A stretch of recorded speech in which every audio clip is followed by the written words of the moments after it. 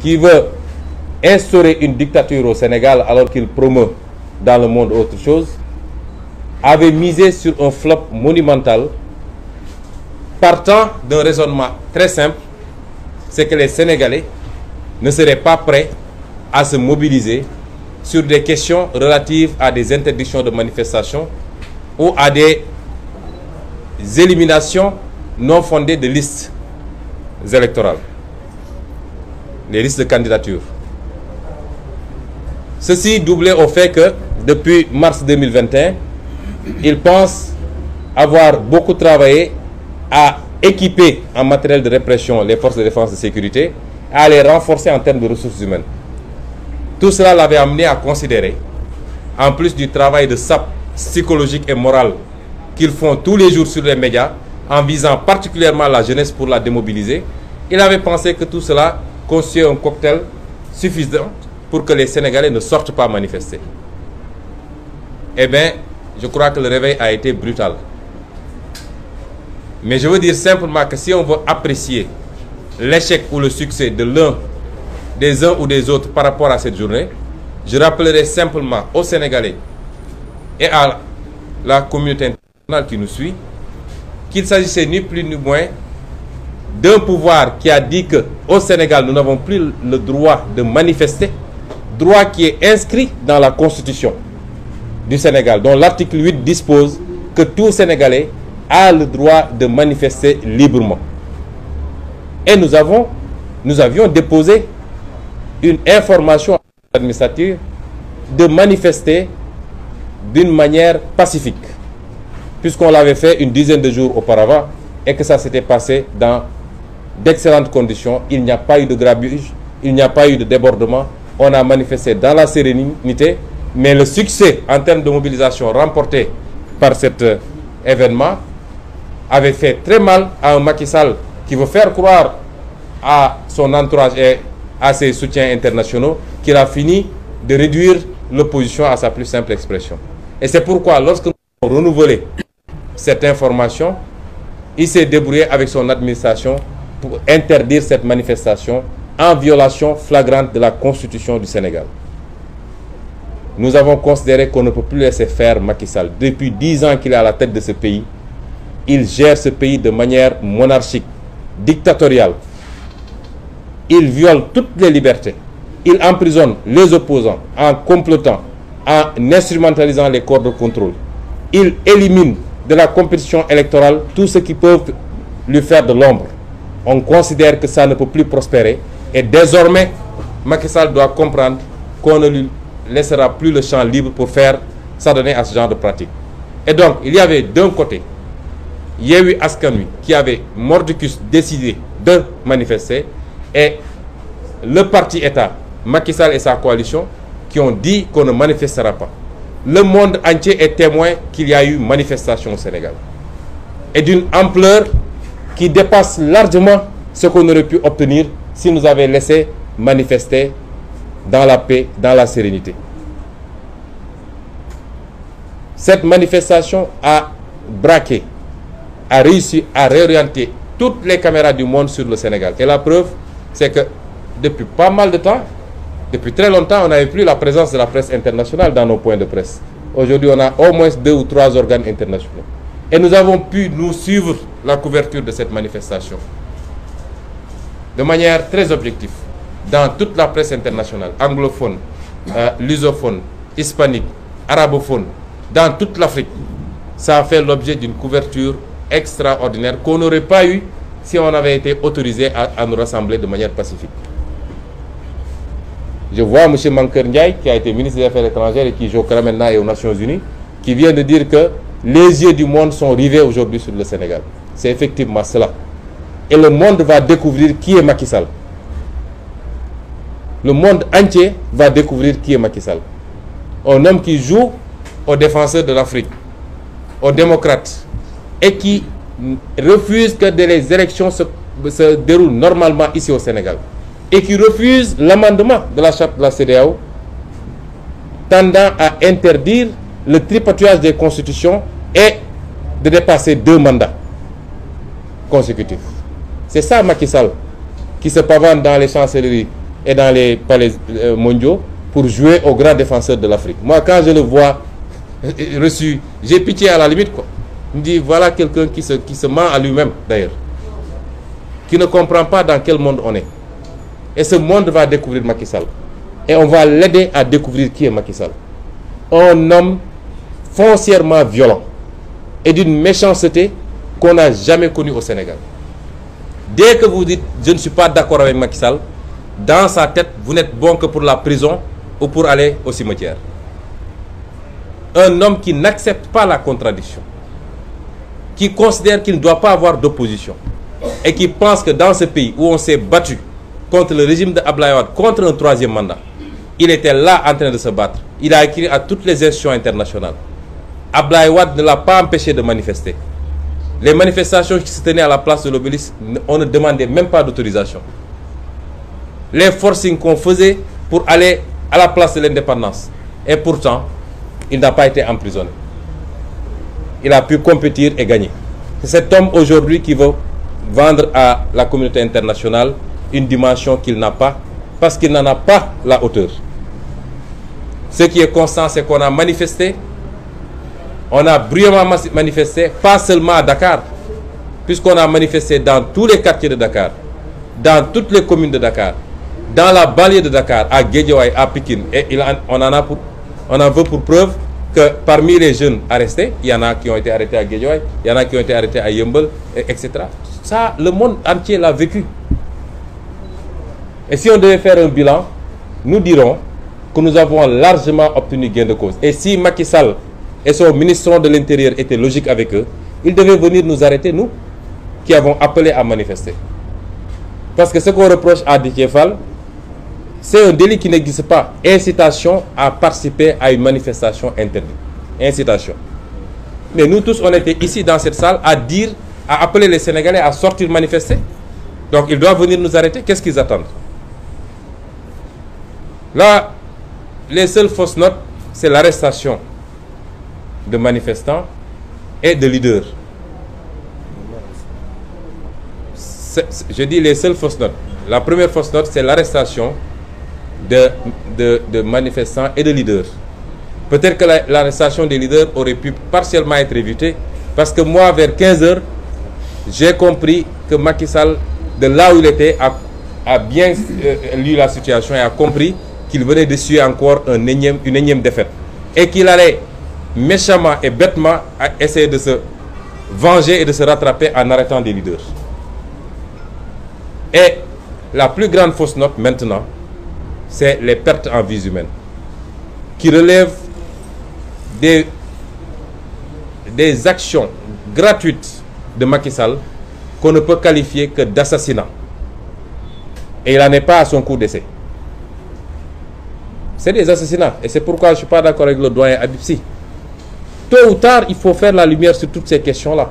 Et les responsables, tous les responsables identifiés, aujourd'hui, il a sa justice qui passe tout son temps à pérorer avec un procureur et un truc. Il a sa justice politique qui valide les forfaitures. Mais cela va finir. Et nous attirons l'attention de tout le monde. Magistrats, hauts fonctionnaires, vous pouvez faire ce que vous voulez. Mais tôt ou tard, vous rendrez des comptes. Parce que tout ce qui se passe relève de votre responsabilité.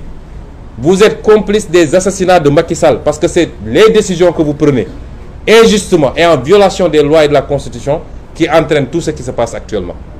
Et vous le faites, après vous êtes tranquillement dans vos villas et vos palais, vous pensez que ça va se passer comme ça.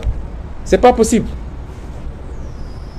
Et donc nous présentons une fois de plus nos condoléances, nous avions déjà fait, mais nous exigeons la libération des otages politiques. Nous l'exigeons le plus immédiatement possible de Macky Sall et de son régime. Parce qu'il ne faut pas franchir la ligne rouge. Il n'y a pas pire que l'injustice. Celui qui subit l'injustice et qui continue de la subir réagira à un moment ou à un autre. Et en ce moment, tous ceux qui sont responsables de près ou de loin de cette injustice devront subir les contre-coups de ce qu'ils ont fait subir aux autres. C'est ça. Et on ne voudrait pas en arriver à cela dans ce pays. Que les gens reviennent à la raison. Ce n'est pas parce que tu gères l'État que tu dois tout se permettre. Mais indépendamment de ça, nous allons continuer notre plan d'action.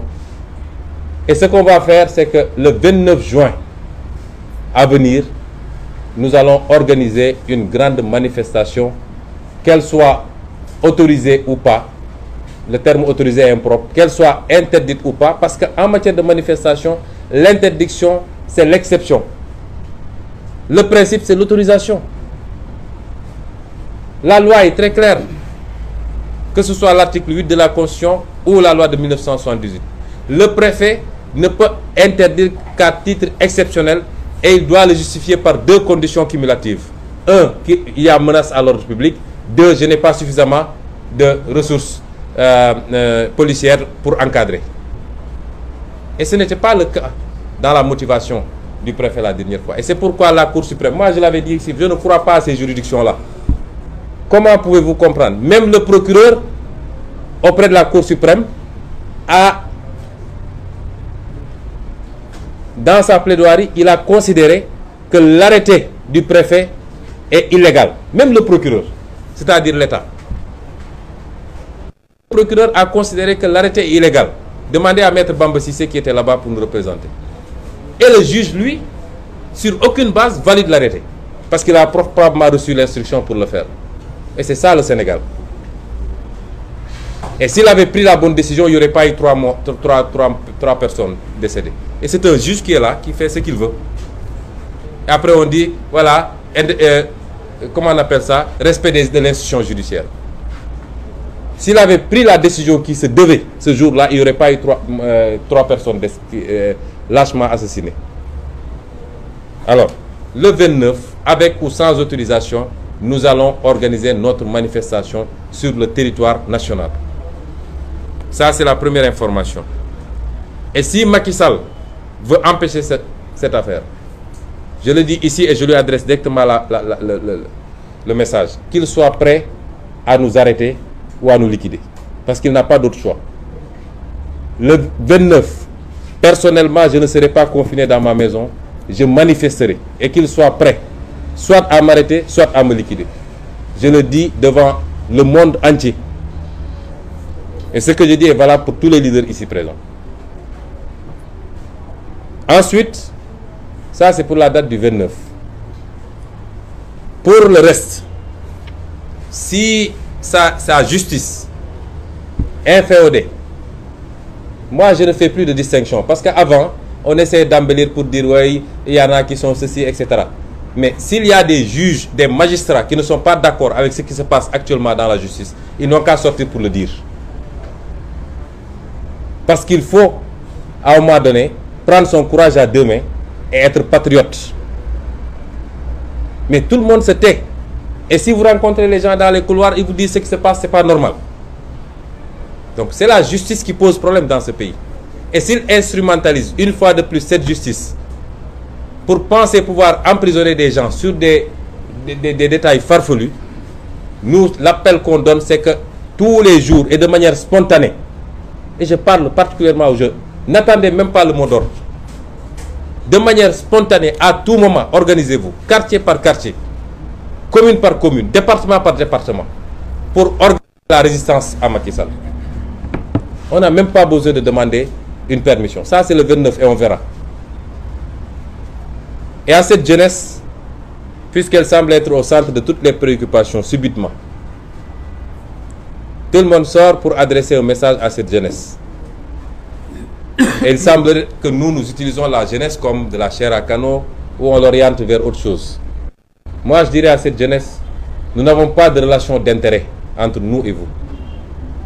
Nous ne vous avons rien donné ni rien promis. Au contraire, c'est vous-même qui vous cotisez quelquefois pour nous permettre de faire des activités. La relation que nous avons est une relation de confiance bâtie autour d'un projet pour le Sénégal et pour l'Afrique.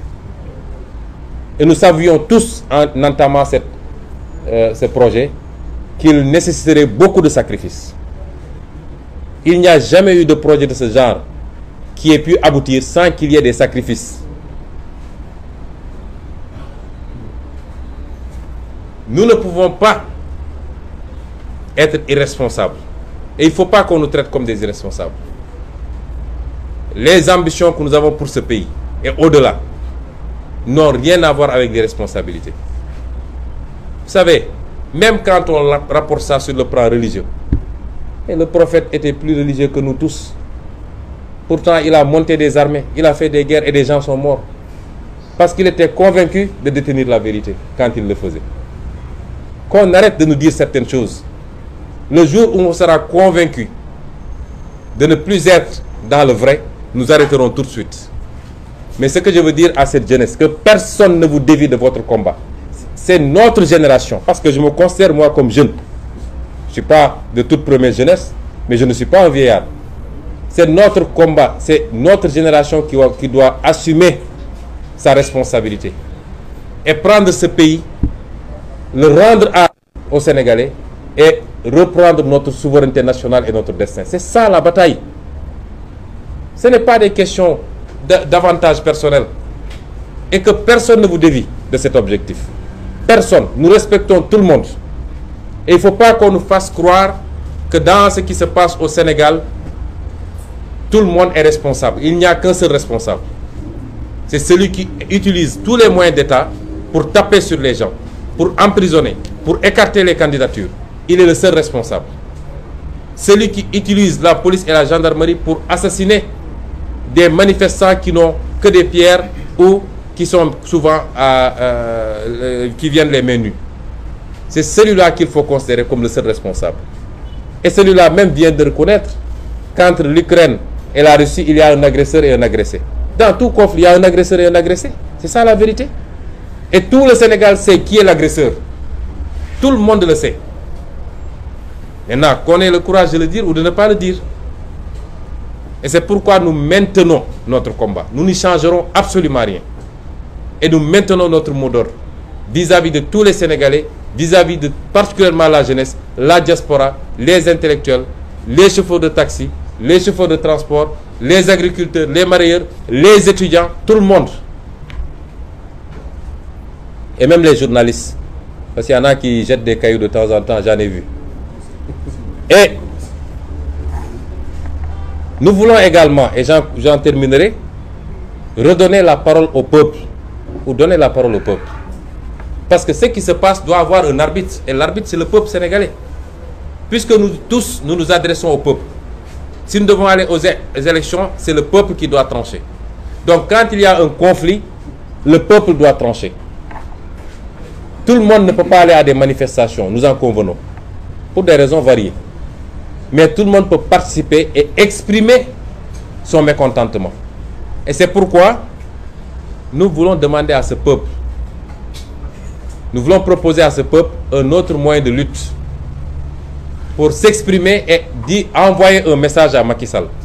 Tous ceux qui ne sont pas d'accord avec la manière dont Macky Sall gère le pays, ce que nous vous proposons, c'est des concerts de casseroles et de klaxons à partir de ce mercredi, après-demain, à partir de 20h00, que tous les Sénégalais, en tout cas tous ceux qui ne sont pas d'accord avec Macky Sall, ce n'est pas cher payé, c'est de se mettre sur votre balcon, sur votre terrasse, devant votre maison, de prendre des casseroles et de taper là-dessus pendant 10 minutes.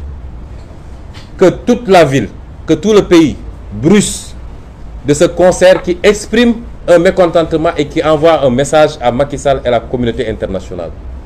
Que tous ceux qui sont véhiculés, qui seront dans la circulation, ou même qui sont garés devant leur porte, qu'ils descendent et qu'ils klaxonnent, qu'ils actionnent leur klaxon pendant 10 minutes, que tout le Sénégal bruisse et que Macky Sall comprenne que les Sénégalais ne sont pas d'accord avec ses velléités dictatoriales, mais avec son projet funeste de 3e mandat, qui, si l'on n'anticipe pas, risque de coûter très cher au Sénégal. Comme dit le proverbe. C'est maintenant qu'il faut le faire et le meilleur arbitre, c'est le peuple sénégalais. Nous renvoyons cela au peuple sénégalais. Nous vous remercions de votre attention et vous donnons rendez-vous à très bientôt. Merci. Merci. On arrive au terme. Ils ont déjà commencé le concert.